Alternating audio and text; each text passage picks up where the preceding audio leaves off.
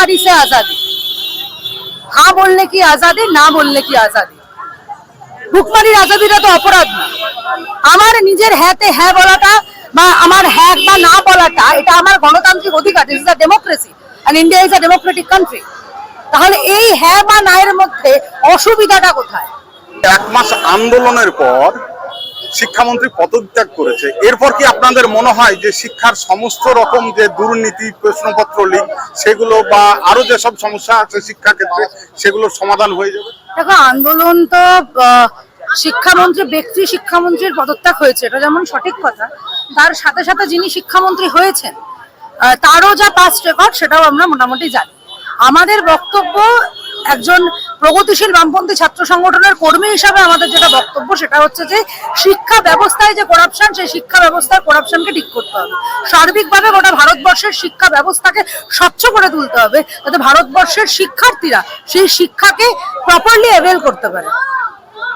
এই যে আরএসএস এর আদর্শ মতাদর্শ আসলে শিক্ষাকে সাবোটাজ করার জন্য, আমাদের লড়াই যারা শিক্ষাকে সাবোটাজ করবে তাদের বিরুদ্ধে, সেটা ব্যক্তি যে কেউ হতে পারে। আচ্ছা, আমাকে একটা কথা বলুন, একটা স্লোগান যদি হয় যে ভুখমারি সে আজাদি, হ্যাঁ বললে কি আজাদি, না বললে কি আজাদি। ভুখমারির আজাদিটা তো অপরাধ না। আমার নিজের হ্যাঁতে হ্যাঁ বলাটা বা আমার হ্যাঁ বা না বলাটা এটা আমার গণতান্ত্রিক অধিকার। This is a democracy and India is a democratic country. তাহলে এই হ্যাঁ বা না এর মধ্যে অসুবিধাটা কোথায়? বিজেপির মিছিলেও আজকাল চুরি করে, তৃণমূল আগে দেখতাম চুরি করে স্লোগান দেয়, এখন থেকে বিজেপিও চুরি করে হচ্ছে আজাদির স্লোগান দিচ্ছে। আজাদি মানে কি সেটা আগে বুঝুক বিজেপি, তারপরে এত কথা বলুক। আর শ্রমিক ভট্টাচার্য না বোঝার শুধু না, শুধুমাত্র মানুষের ডেমোক্রেসিকে প্র্যাকটিস করতে দেবে না বলে এটাতে হচ্ছে গিয়ে ওরা মানে নিষেধাজ্ঞা জারি করছে।